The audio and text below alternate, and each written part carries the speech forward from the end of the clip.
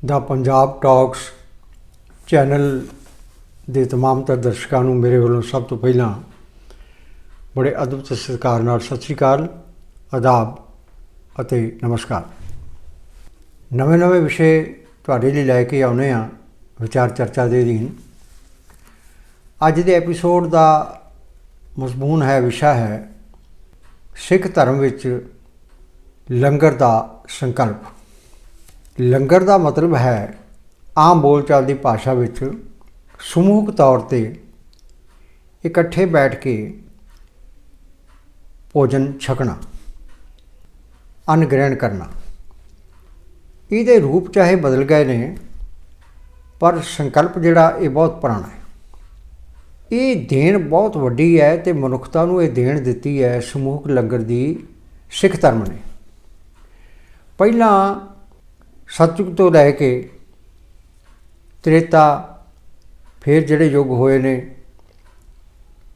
ਕਲਯੁੱਗ ਤੱਕ, ਦੁਆਪਰ, ਇਹਨਾਂ ਸਾਰਿਆਂ ਵਿੱਚ ਇਹ ਪ੍ਰਸ਼ਾਦਾ ਛਕਾਉਣ ਦੀ, ਅਤਿਥੀ ਨੂੰ ਜਾਂ ਸੰਤ ਮਹਾਤਮਾ ਨੂੰ ਜਾਂ ਕਿਸੇ ਨੂੰ ਆਏ ਗਏ ਦੀ ਟਹਿਲ ਸੇਵਾ ਕਰਨੀ, ਭੋਜਨ ਛਕਾਉਣ ਦੀ ਇਹ ਰਵਾਇਤ ਰਹੀ ਹੈ। ਇਹ ਤੋਂ ਇਨਕਾਰ ਨਹੀਂ ਕੀਤਾ ਜਾ ਸਕਦਾ। ਔਰ ਅਤਿਥੀ ਨੂੰ ਕਿਹਾ ਜਾਂਦਾ ਹੈ ਕਿ ਜਦੋਂ ਕਿਸੇ ਦੇ ਪ੍ਰਾਹੁਣਾ ਆਇਆ ਤਾਂ ਸਮਝੋ ਰੱਬ ਦਾ ਰੂਪ ਆਇਆ।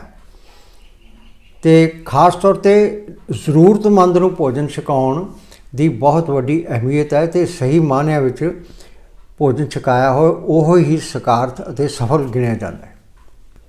ਰੱਜੇ ਨੂੰ ਰਜਾਉਣਾ ਇਹ ਕੋਈ ਵੱਡੀ ਗੱਲ ਨਹੀਂ, ਪਰ ਜੇ ਸਮੂਹਕ ਤੌਰ 'ਤੇ ਲੰਗਰ ਦੀ ਪਰੰਪਰਾ ਕਿਤੇ ਵੇਖਣ ਨੂੰ ਮਿਲਦੀ ਹੈ, ਬਹੁਤ ਮਾਣਮੱਤੀ ਪਰੰਪਰਾ ਜਿਹਨੂੰ ਕੁੱਲ ਦੁਨੀਆ 'ਚ ਮੰਨਦੀ ਹੈ, ਅਤੇ ਉਹ ਸਿੱਖ ਧਰਮ ਦੇ ਹਿੱਸੇ ਆਈ ਹੈ।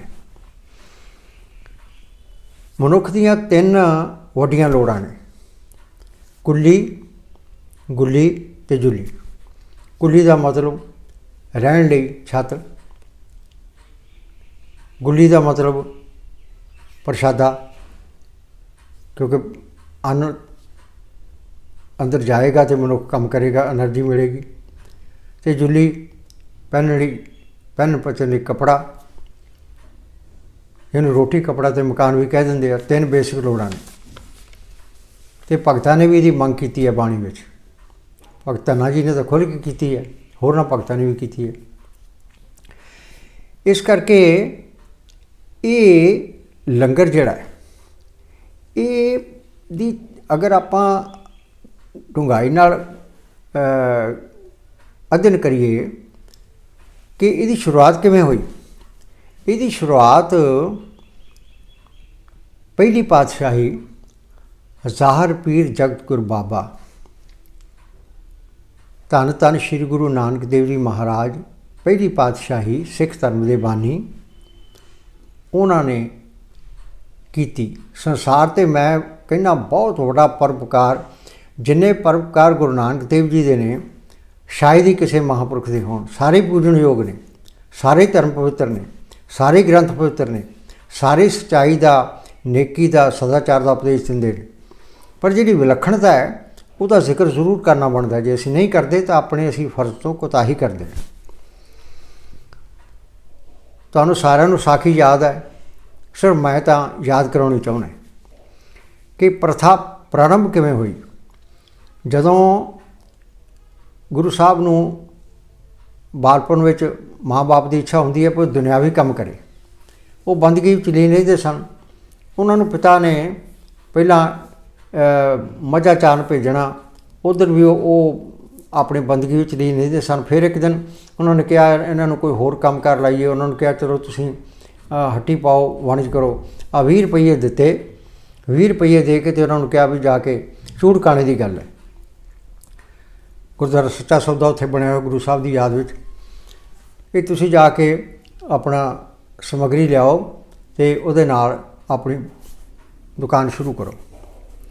ਅਤੇ ਜੋ ਇਤਿਹਾਸ ਦੱਸਦਾ ਹੈ, ਜੋ ਭਾਈ ਬਾਲੇ ਵਾਲੀ ਜਨਮ ਸਾਖੀ ਅਤੇ ਸੋਢੀ ਮਿਹਰਬਾਨ ਵਾਲੀ ਜਨਮ ਸਾਖੀ, ਇਹਨਾਂ ਜਨਮ ਸਾਖੀਆਂ ਵਿੱਚ ਜ਼ਿਕਰ ਆਉਂਦਾ ਹੈ, ਜਿਵੇਂ ਹੋਰ ਇਤਿਹਾਸਕ ਹਵਾਲਿਆਂ ਦੇ, ਸਾਰੇ ਇਸ ਗੱਲ 'ਤੇ ਸਹਿਮਤ ਨੇ ਕਿ ਗੁਰੂ ਸਾਹਿਬ ਨੇ ਰਸਤੇ ਵਿੱਚ ਕੁਝ ਸਾਧੂ ਬੈਠੇ ਸਨ ਮੰਡਲੀ, ਸੰਤਾਂ ਮਹਾਂਪੁਰਖਾਂ ਦੀ।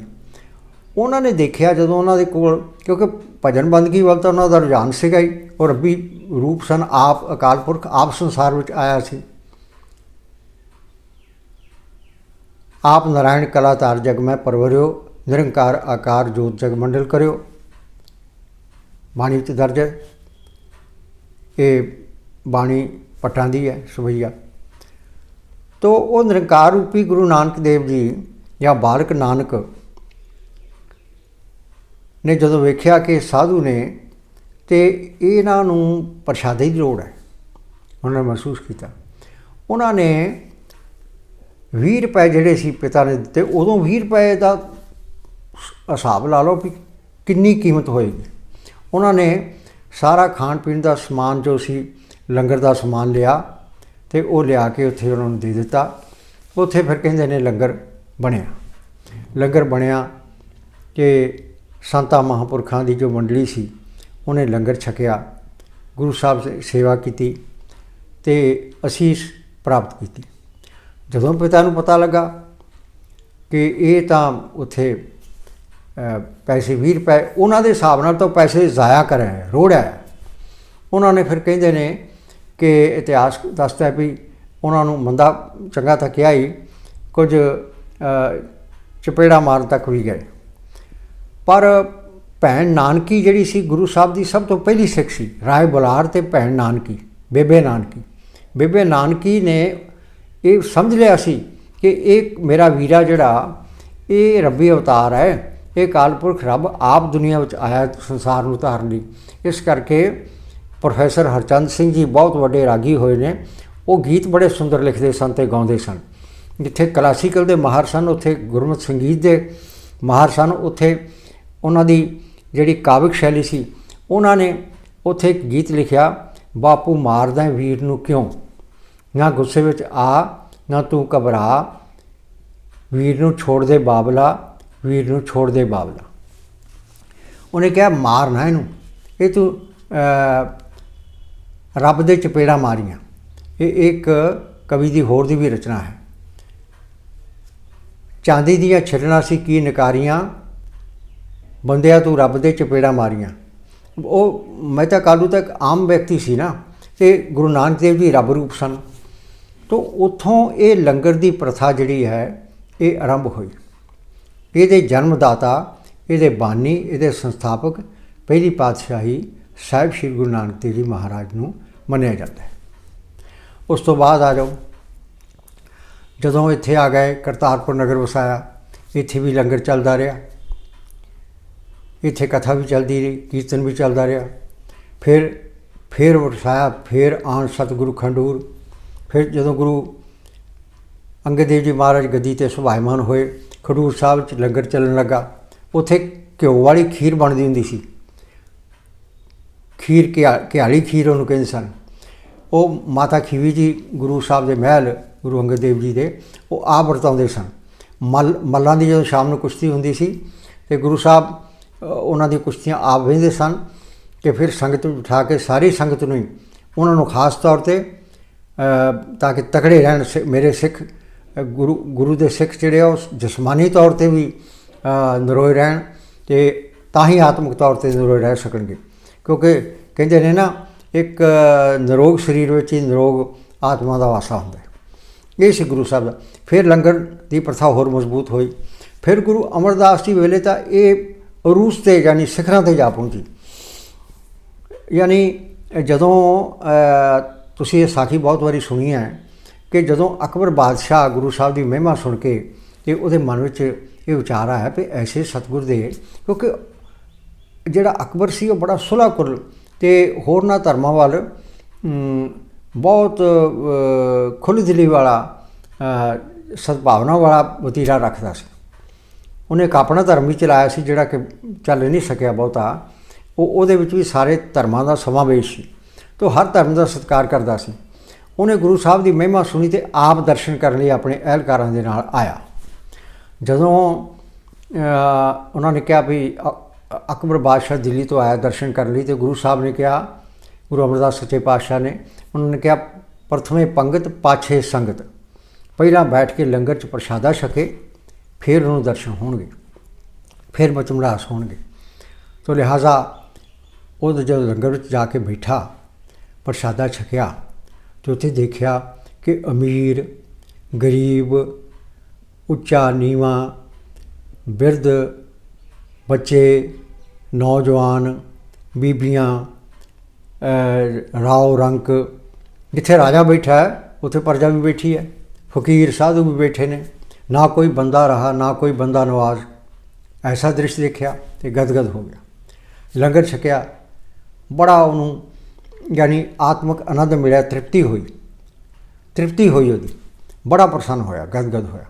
तो बाद विच बेनती की दोनों हाथ जोड़ के, सच्चे पातशाह ये ऐसा जो अज दुनिया के पदार्थ छकते रहने आ, पर जो अज आनंद आया ये मेरी बेनती प्रवान करो। उन्होंने कहा कि वो चाहते ने कि लंगर लिए कोई जमीन मैं देनी चाहना, तो कई पिंडा की जगीर कोई 2 दर्जन तो उत्ते।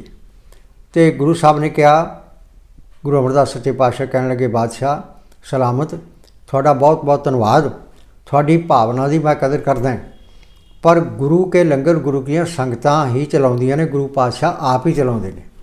तो बादशाह भी प्रभावित बहुत सी, वो कहता जी मैं ये हुण अपने मन च धार चुका है। फिर गुरु साहब की सपुत्री दे नां उन्होंने वो जमीन गुरु अमरदास जी की बेटी के नां लवा दी, तो जिहड़ी कि जिहदी आमदन फिर गुरु घर नूं आउंदी सी, क्योंकि परसनल अपने परिवार लिए नहीं सी उहदा इस्तेमाल करदे उपजदा। इस तरह अकबर उतों फिर उन्होंने दर्शन होए, कि फिर वो निहाल होया। ये दूजा पड़ाव सी। गुरु नानक देव जी, गुरु अंगद देव जी खीर घियाली जिथे वरती सी खडूर साहब, फिर इत्थे गोविंदवाल साहब लंगर चलन लगे। ये जदों बौली साहब की सेवा हुंदी सी, 8 पैर लंगर वरतदा सी। ये लंगर की सर्व उच्च एक स्टेज सी गुरु अमरदास जी वेले, जदों बादशाह अकबर आया। हुण तुसीं देखो कि दुनिया में जिथे भी तो कैटास्ट्रोफी हुंदी है, कोई कुदरती आफत आउंदी है, कोई अगे आउंदा है। करोना काल आया, किड्डा वड्डा दुखांत सी, किन्नी दुनिया मरी, किन्ने लोग जिन्हां नूं कोई घरों बाहर निकल के तैयार नहीं सी, प्रशादा किहने छकाउणा सी, रोटी किहने देनी सी, दवाइयां देण नूं नहीं सी कोई जांदा, कोई गैस का सिलेंडर नहीं सी जांदा। ये सेवा सिखां ने कीती, ये गुरुद्वारा साहिबान ने कीती। गुरुद्वारा बंगला साहब तो लंगर पक के जांदा सी और वख-वख हस्पतालों में पहुँचाया जाता सी। जिथे किते भी मुल्क में होर भी कुदरती आफत आईयां, जिवें एक बारी उड़ीसा आया बहुत वड्डा सोका, आंध्रा प्रदेश आया, राजस्थान आया, तो संतां महापुरखा ने तो सिखां ने, श्रोमणी गुरुद्वारा प्रबंधक कमेटी अमृतसर, दिल्ली गुरुद्वारा प्रबंधक कमेटी, ते संत महापुरख तख्त साहिबान जिहड़े नेड़े लगदे सन, हजूर साहब जां होर पटना साहब, उत्थों लंगर बन बन के जांदा रहा उन्हां दी सेवा लई। कश्मीर जदों बहुत सारे फ्लड्स आए, उत्थे भी श्रोमणी गुरुद्वारा प्रबंधक कमेटी वालों लंगर लगातार जांदा रहा, चाहे हवाई जहाज़ नहीं जांदा, जिवें भी जांदा रहा। संतां महापुरखा ने भी इहदे हिस्सा पाया। तो दवाइयां का लंगर भी करोना काल में सिखां ने, ये सेवा भावना है।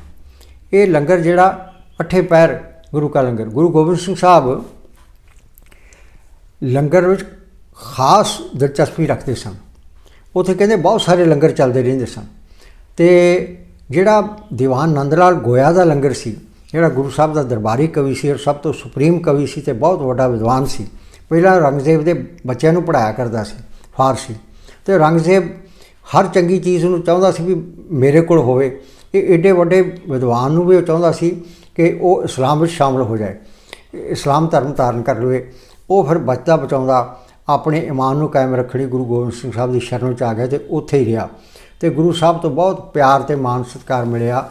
उन्हें गुरु साहब की उस्तत बहुत सारिया गज़लां लिखियां फारसी दियां, जिन्हां नूं बाणी का दर्जा दिता गया सिख पंथ वालों, और उन्हां दा बकायदा कीर्तन हुंदा है। गुरु साहब की सिफत लिखी। उन्हां दा जिहड़ा लंगर सी, वो एक दिन गुरु साहब रात नूं चैक करते हुंदे सन। गुरु गोबिंद सिंह साहब देर गई, भेस बदल के गुरु साहब ने उत्थे चुंबड़ वाटा मारिया, यानी लोई लई, तो जिहड़ा पछाण ना होण ते जाके उस कवेले जाए उन्होंने लंगर छकण की इच्छा ज़ाहिर की तो उन्होंने कहा, उन्होंने कोई मत्थे वट नहीं पाया। जित होर जिथे भी गुरु साहब गए उन्होंने पछाण ना सके तो वो कहते गुरु साहब अपने उन्होंने कहा जी लंगर तो इसलिए बंद हो जाता है, ये कोई समा लंगर का। तो उन्होंने कोई हील हुजत नहीं की। दीवान नंद लाल गोया ने उन्होंने कहा जी दाला हैगा, मैं आटा गुन के प्रसादे हुणे तैयार कर देना। जदों लंगर छकिया तो गुरु साहब प्रतख हो गए तो उन्होंने छाती ना ला लिया, घुट के गुरु साहब ने छाती ना लाया। क्या वाह भाई नंद लाल, निहाल निहाल निहाल, वर दिता उन्होंने कहा ताही तो तू साडे दिल विच बैठे, ताही तो तू साडा यार है। उन्होंने यार कहा भाई दीवान नंद लाल गोया ने। इस तरह गुरु गोबिंद सिंह साहब के वेले भी लंगर की जिहड़ी फिर बाबा गुरु गोबिंद सिंह साहब तो प्रेरणा लैके ही ब्रह्म ज्ञानी बहुत उच्ची आत्म अवस्था के मालक जिन्हों का पिंड इत्थे दुआबे विच है, ब्रह्म ज्ञानी बाबा निधान सिंह जी, नडालों पिंड है उन्होंने। नडालों पिंड के वसनीक बाबा निधान सिंह जी जदों इत्थों पिंडों खेतीबाड़ी करते होंदे सन, इत्थों चले गए, प्यार खिंच के ले गया गुरु घर, बंदगी वाले सन, बड़े बचपन तो ही बस बंदगी में लीन रहते सन, डंगर भी चारने, खेती भी करनी तो बंदगी में लीन रहना। खिंच लै गई गुरु दसम पातशाह के चरणों में। उत्थे कहते ने उन्होंने लंगर शुरू कर दिता। गुरु की संगतां जिहड़ियां दर्शन करन आउंदियां सन कि उत्थे गुरु गोबिंद सिंह साहब ने कहते उन्होंने प्रतख दर्शन दिते तो उन्होंने कहा जदों हाले आरंभक अवस्था सी लंगर की तो उत्थे कहा लंगर साहब गुरुद्वारा बहुत मशहूर है दुनिया में, जिथे हर प्रकार दी सहूलतां संगतां नूं मिलदियां ने, लंगर भी मिलता है, रिहाइश भी मिलती है। संत बाबा नरिंदर सिंह जी हुण सेवा करवा रहे हैं, बाबा बलविंदर सिंह जी उन्होंने नाल ने। उन्होंने दसम पातशाह ने फरमाया दर्शन दिते, उन्होंने असीस दी तो क्या आप जी ने अपने मुखारबिंद तो फरमाया खीसा मेरा हथ तेरा, यानी माया की कोई टोट नहीं आएगी, तुम लंगर जारी रखो। अज तक वो लंगर उस तरह बेअंत संगतां छकदियां ने। दुनिया में इदों वड्डी मिसाल की है कि सचखंड श्री हरमंदर साहब, श्री अमृतसर साहब डिठे सभे थाब नहीं तो जिहा, जिहदे वर्गा कोई स्थान नहीं हो जिथे कोई किसी धर्म का मजहब का व्यक्ति आ जाए, उसकी जात नहीं पूछी जाती, उसका मजहब नहीं पूछा जाता, उसका अकीदा नहीं पूछा जाता, उसका देश नहीं पूछा जाता, उसकी जात नहीं पूछी जाती। सारे एको सफ से बैठ के पंगतां में बैठ के लंगर छकते हैं। तकरीबन 1,80,000 तो लैके औसतन 1 लाख व्यक्ति हर रोज़ उत्थों लंगर छकदा है कि धन गुरु रामदास करदा, फिर गुरु साहब की उस्तत करदा, जिहड़ा लोकां दा इकट्ठ है वो आपो अपने घरां जाता है। ये है लंगर की महत्ता। लंगर जिहड़ा ना ये गुरु का लंगर है। अज लंगर का रूप थोड़ा जिहा बदल गया, पिछे कोई सिद्धांतक मतभेद हो गया सी। लंगर का हमेशा मैं समझदा है कि लंगर आप हत्थीं तैयार करना चाहिए। हलवाइयां वगैरह नूं मैं नहीं कहता किते लोड़ पवे तो ला भी लेना चाहिए, पर पुराने समय बीबियां जिहड़ा हत्थीं आप सेवा करनी है ना, उसका बहुत महत्व है। हत्थीं आप तैयार करदियां सन बीबियां लंगर, दाला धर देना। मैं देखिया बचपन च माँ छोलियां की दाल हुंदी सी, ਉਹ ਤੇ फुलके बीबियां ने पकाने तो पंगतां विच बैठ के चौंकड़ी मार के सारिਆਂ ने बीबियां ने ते भाइयां ने प्रसादे लंगर छकना। हुण ये ਜਿਹੜੇ हलवाइयां नूं ला लेंदे ने कई वारी ਉਹ सुचम ਜਿਹੜੀ आ ਉਹ कई वारी ਉਹਦੀ अवहेलना हो जाती है, उलंघना हो जाती है। तो ਇਹਦਾ ध्यान थोड़ा जिहा रखना चाहिए। हुण लंगर का स्वरूप ही बदल गया। लंगर विच भांत सुभांते खाने बन लग पे, खीरा वगैरह होर चीज़ां बन लग पई। चंगा है, ठीक है। होले महल्ले ते जिहड़ा लंगर आ सब तो चोटी ते हुंदा, यानी हर राह जिथों भी तुसीं लंघो, जिहड़ा आनंदपुर साहब नूं जांदा उत्थे संगतां दा उत्साह वेखण वाला हुंदा। लंगर की सेवा, चाह दे लंगर, होर हर तरह के लंगर, जल पानी के लंगर, फ्रूट के लंगर, हर किस्म के लंगर जिहड़े ने ਉਹ ਲਾਏ ਜਾਂਦੇ ਨੇ। ਅਤੇ ਇਹ ਹੈ ਪਿੱਛੇ ਜਿਹੇ ਇੱਕ ਹੋਰ ਕੰਟਰੋਵਰਸੀ ਚੱਲੀ ਸੀ ਕਿ ਮੇਜ਼ਾਂ ਬਾਹਰਲੇ ਦੇਸ਼ਾਂ 'ਚ ਮੇਜ਼ਾਂ ਕੁਰਸੀਆਂ 'ਤੇ ਬੈਠ ਕੇ ਵੀ ਜਿਹੜੇ ਵਿਅਕਤੀ ਬੁੱਢੇ ਠੇਰੇ ਨੇ ਜਾਂ ਉਹ ਚੌਕੜੀ ਮਾਰ ਕੇ ਨਹੀਂ ਬੈਠ ਸਕਦੇ, ਉਹ ਮੇਜ਼ ਕੁਰਸੀਆਂ 'ਤੇ ਬੈਠ ਕੇ ਲੰਗਰ, ਇਹ ਵੀ ਥੋੜ੍ਹਾ ਜਿਹਾ ਵਿਵਾਦ ਚੱਲਿਆ ਸੀ। ਖੈਰ ਹੁਣ ਤਾਂ ਸਬਡਿਊ ਹੋ ਚੁੱਕਾ ਹੈ। ਲੰਗਰ ਜਿਹੜਾ ਉਹ ਮੇਰੇ ਹਿਸਾਬ ਨਾਲ ਸਾਦਾ ਬਣੇ, ਔਰ ਜਿਹੜੇ ਅਖੰਡ ਕੀਰਤਨੀ ਜਥੇ ਦੇ ਸਿੰਘ ਨੇ ਉਹਨਾਂ ਦੀ ਲੰਗਰ ਦੀ ਆਪਣੀ ਮਰਿਆਦਾ ਹੈ। ਉਹ ਸਰਬ ਲੋ ਦਸਮ ਪਾਤਸ਼ਾਹ ਦਾ ਫਰਮਾਨ ਹੈ ਨਾ, ਅਕਾਲ ਪੁਰਖ ਕੀ ਰੱਛਾ ਹਮਨੇ ਸਰਬ ਲੋਹ ਕੀ ਰੱਛਾ ਹਮਨੇ। ਉਹ ਸਰਬ ਲੋਹ ਦੇ ਕਹਿੰਦੇ ਨੇ, ਜਿਹੜਾ ਸਰਬ ਲੋਹ ਦੇ ਭਾਂਡਿਆਂ ਵਿੱਚ ਲੰਗਰ ਬਣਦਾ ਹੈ ਅਤੇ ਛਕਦੇ ਨੇ ਸਿੰਘ, ਉਹਦੇ ਵਿੱਚ ਇੱਕ ਖਾਸ ਸ਼ਕਤੀ ਪੈਦਾ ਹੁੰਦੀ ਹੈ, ਕਿਉਂਕਿ ਲੋਹਾ ਸਭ ਤੋਂ ਮਜ਼ਬੂਤ, ਫਿਰ ਤਾਂਬਾ ਅਤੇ ਫਿਰ ਜਿਹੜਾ ਸਟੀਲ ਆਉਂਦਾ ਹੈ। ਇਹ ਹੈ। ਅਤੇ ਅੱਜ ਕੱਲ੍ਹ ਲੋਕ ਸਟੀਲ ਦੇ ਭਾਂਡੇ ਜ਼ਿਆਦਾ ਵਰਤਦੇ ਨੇ, ਪਰ ਸਰਬ ਲੋਹ ਦੇ ਅਖੰਡ ਕੀਰਤਨੀ ਜਥੇ ਦੇ ਜਿਹੜੇ ਸਿੰਘ ਨੇ, ਭਾਈ ਰਣਧੀਰ ਸਿੰਘ ਜੀ ਨੇ ਜਿਹੜੀ ਇੱਕ ਇਹ ਸੰਪਰਦਾ ਸ਼ੁਰੂ ਕੀਤੀ ਸੀ, ਉਹ ਬਾਣੀ ਅਤੇ ਬਾਣੇ ਦੇ ਪੂਰੇ ਸੂਰੇ ਨੇ। ਗੁਰੂ 'ਚ ਉਹਨਾਂ ਦਾ ਅਟੱਲ ਵਿਸ਼ਵਾਸ ਹੈ। ਉਹ ਸਰਬ ਲੋਹ ਦੇ ਬਰਤਨਾਂ ਵਿੱਚ ਲੰਗਰ ਤਿਆਰ ਕਰਦੇ ਨੇ ਅਤੇ ਉਹਦੇ ਵਿੱਚ ਹੀ ਛਕਦੇ ਨੇ। ਉਹਦੇ ਨਾਲ ਇੱਕ ਹੋਰ ਸ਼ਕਤੀ ਮਿਲਦੀ ਹੈ। ਗੁਰਬਾਣੀ ਵਿੱਚ ਜਿੱਥੇ ਕਿਰਤ ਕਰਨ ਦਾ ਸੰਕਲਪ ਦਿੱਤਾ ਗਿਆ, ਉੱਥੇ ਨਾਲੇ ਵੀ ਕਿਹਾ ਗਿਆ ਕਿ ਅੰਨ ਗ੍ਰਹਿਣ ਕਰਨਾ। ਜਿਹੜੇ ਸਿੱਧ ਜੋ ਸਨ ਨਾ, ਸਿੱਧ, ਇਹ ਪਰਬਤਾਂ 'ਤੇ ਰਹਿੰਦੇ ਸਨ ਕਿ ਅੰਨ ਦਾ ਕਹਿੰਦੇ ਸੀ ਅਸੀਂ ਤਿਆਗ ਕੀਤਾ ਹੋਇਆ, ਅਤੇ ਅੰਨ ਪਾਣੀ ਨਹੀਂ ਛਕਦੇ ਜਾਂ ਪਾਉਣਹਾਰੀ ਹਾਂ। ਅਤੇ ਗੁਰੂ ਸਾਹਿਬ ਨੇ ਬਾਣੀ ਵਿੱਚ ਕਿਹਾ ਭਈ ਅੰਨ ਪਾਣੀ ਤਾਂ ਤੁਸੀਂ ਛਕਦੇ ਹੋ, ਇਹ ਛਕਣਾ ਚਾਹੀਦਾ ਵੀ ਹੈ, ਪਰ ਤੁਸੀਂ ਇੱਕ ਤਾਂ ਬਾਣੀ ਤੋਂ ਕਹਿੰਦੀ ਭੁੱਖੇ ਭਗਤ ਨਾ ਕੀਜੇ, ਇਹ ਮਾਲਾ ਆਪਣੀ ਲੀਜੇ। ਭਗਤ ਬਾਣੀ ਵਿੱਚ ਕਿ ਮੇਰੇ ਤੋਂ ਭੁੱਖਿਆਂ ਤੋਂ ਭਗਤੀ ਨਹੀਂ ਹੁੰਦੀ, ਇਹ ਮਾਲਾ ਆਪਣੀ ਲੀਜੇ, ਮੈਨੂੰ ਖਾਣ ਨੂੰ ਦੇ। ਭਗਤ ਧੰਨਾ ਜੀ ਨੇ ਤਾਂ ਸਾਰੇ ਪਦਾਰਥ ਮੰਗੇ ਜਿਨ੍ਹਾਂ ਨਾਲ ਪ੍ਰਸ਼ਾਦਾ ਪਾਣੀ ਬਣਦਾ, ਅਤੇ ਆਹਾਰ ਜਿਹੜਾ ਚਾਹੀਦਾ ਉਹ ਸਾਰੀਆਂ ਚੀਜ਼ਾਂ ਮੰਗੀਆਂ। ਦਾਲ ਸੀਧਾ ਮਾਂਗੋ ਘੀਓ ਹਮਾਰਾ ਖੁਸ਼ੀ ਕਰੇ ਦਿਓ, ਅਸ ਮਾਂਗੋ ਦਾਲੇ ਮੋਕੋ ਦੋਨੋਂ ਵਕਤੀ ਵਾਲੇ, ਇਹ ਇਹਨਾਂ ਨੇ ਮੰਗਿਆ। ਅਤੇ ਗੁਰੂ ਸਾਹਿਬ ਨੇ ਸਿੱਧਾ ਉਹਨੂੰ ਦੇਖੋ ਕੈਸੀ ਦਲੀਲ ਦਿੱਤੀ। ਉਹ ਕਹਿੰਦੇ ਹੋਏ ਅਤੀਤ ਗ੍ਰਸਤ ਤਜ, ਤੁਸੀਂ ਗ੍ਰਸਤ ਤਜ ਕੇ, ਗ੍ਰਸਤ ਆਸ਼ਰਮ ਨੂੰ ਤਜ ਕੇ ਵਿਆਹ ਨਹੀਂ ਕਰਾਉਂਦੇ, ਜੰਗਲਾਂ 'ਚ ਰਹਿੰਦੇ ਹੋ, ਪਰ ਜਦੋਂ ਤੁਹਾਨੂੰ ਭੁੱਖ ਲੱਗਦੀ ਹੈ ਉਦੋਂ ਤੁਸੀਂ ਹੋਏ ਤੀਤ ਗ੍ਰਸਤ ਤਜ ਫਿਰ ਉਹਨੂੰ ਕੇ ਕਰ ਮੰਗਣ ਜਾਈ। ਫਿਰ ਇਹਨਾਂ ਦੁਨੀਆਦਾਰ ਲੋਕਾਂ ਜਿਹੜੇ ਆਮ ਕਿਰਤੀ ਨੇ ਜਾਂ ਆਪਣਾ ਕੰਮ ਕਰਦੇ ਆ, ਆਪਣੀ ਰੋਜ਼ੀ ਰੋਟੀ ਕਮਾਉਂਦੇ, ਉਹਨਾਂ ਤੋਂ ਤੁਸੀਂ ਦੁਨੀਆ ਦਾ ਕੋਈ ਵੀ ਧਰਮ ਕਰਮ ਜਿਹੜਾ ਉਹ ਸੰਸਾਰਕ ਵਿਅਕਤੀਆਂ ਦੀ ਸਹਾਇਤਾ ਤੋਂ ਬਿਨਾਂ, ਮੈਂ ਨਿਸ਼ਚੇ ਨਾਲ ਕਹਿਣਾ ਔਰ ਠੀਕ ਕਹਿ ਰਿਹਾ ਕਿ ਉਹਨਾਂ ਦੀ ਸਹਾਇਤਾ ਤੋਂ ਬਿਨਾਂ ਪੂਰਾ ਨਹੀਂ ਹੁੰਦਾ। ਮਾਇਆ ਦੁਨੀਆਦਾਰਾਂ ਤੋਂ ਹੀ ਆਉਂਦੀ ਹੈ, ਪਰ ਇਹ ਮਾਇਆ ਦੀ ਵਰਤੋਂ ਕਿਵੇਂ ਕਰਦਾ ਹੈ ਇਹ ਉਹਦੇ 'ਤੇ ਡਿਪੈਂਡ ਕਰਦਾ ਹੈ। ਇਸ ਕਰਕੇ ਲੰਗਰ ਜਿਹੜਾ ਇਹ ਸਭ ਤੋਂ ਉੱਤਮ ਦਾਤ ਹੈ। ਇਕੱਠੇ ਬੈਠ ਕੇ ਲੰਗਰ ਛਕਣ ਨਾਲ ਇੱਕ ਤਾਂ ਮਨ 'ਚੋਂ ਹਉਮੈ ਮਿਟਦੀ ਹੈ, ਇੱਕ ਸਦਭਾਵਨਾ ਪੈਦਾ ਹੁੰਦੀ ਹੈ, ਪਿਆਰ ਵੱਧਦਾ ਹੈ, ਅਤੇ ਸਾਰੀ ਮਨੁੱਖਤਾ ਜਿਹੜੀ ਆ ਉਹ ਇੱਕ ਸੂਤਰ ਵਿੱਚ ਪਰੋਈ ਜਾਂਦੀ। ਹੁਣ ਗੱਲ ਕਰੀਏ ਆਪਾਂ ਅਰਦਾਸ ਦੀ। ਲੰਗਰ ਦੀ ਮਹੱਤਤਾ ਦੀ ਗੱਲ ਕਰ ਰਹੇ ਹਾਂ। ਲੰਗਰ ਦੀ ਐਡੀ ਮਹੱਤਤਾ ਹੈ ਕਿ ਸਿੱਖਾਂ ਦੀ ਅਰਦਾਸ ਵਿੱਚ, ਗੁਰਸਿੱਖਾਂ ਦੀ ਅਰਦਾਸ ਵਿੱਚ ਜੋ ਪ੍ਰਵਾਨਿਤ ਮਰਿਆਦਾ ਮੁਤਾਬਕ ਅਰਦਾਸ ਕੀਤੀ ਜਾਂਦੀ ਹੈ, ਲੋ ਲੰਗਰ ਤਪਦੇ ਰਹਿਣ, ਦੇਗ ਤੇਗ ਫਤਿਹ।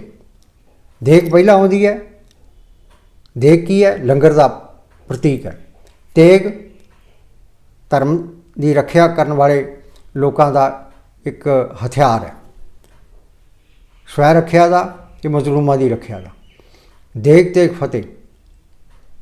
ਜਦੋਂ ਬਾਬਾ ਬੰਦਾ ਸਿੰਘ ਬਹਾਦਰ ਨੇ ਸਿੱਕਾ ਜਾਰੀ ਕੀਤਾ ਸੀ ਗੁਰੂ ਸਾਹਿਬਾਨ ਦੀ ਯਾਦ ਵਿੱਚ, ਪਹਿਲਾ ਸਿੱਖ ਰਾਜ ਕਾਇਮ ਕੀਤਾ, ਅਤੇ ਉਹਦੇ ਜਿਹੜੀ ਮੋਹਰ ਜਾਰੀ ਕੀਤੀ ਸੀ, ਉੱਤੇ ਲਿਖਿਆ ਸੀ ਦੇਗੋ ਤੇਗੋ ਫਤਿਹ ਨੁਸਰਤ ਬੇਦਰੰਗ ਯਾਫਤ ਅਜ਼ ਨਾਨਕ ਗੁਰੂ ਗੋਬਿੰਦ ਸਿੰਘ, ਕਿ ਗੁਰੂ ਨਾਨਕ ਅਤੇ ਗੁਰੂ ਗੋਬਿੰਦ ਸਿੰਘ ਸਾਹਿਬ ਸੱਚੇ ਪਾਤਸ਼ਾਹ ਦੇ ਨਾਂ ਦੀ ਦੇਗ ਵੀ ਹਮੇਸ਼ਾ ਬਣਦੀ ਰਹੇ ਅਤੇ ਤੇਗ ਵੀ ਚਲਦੀ ਰਹੇ ਮਜ਼ਲੂਮਾਂ ਦੀ ਰਾਖੀ ਲਈ।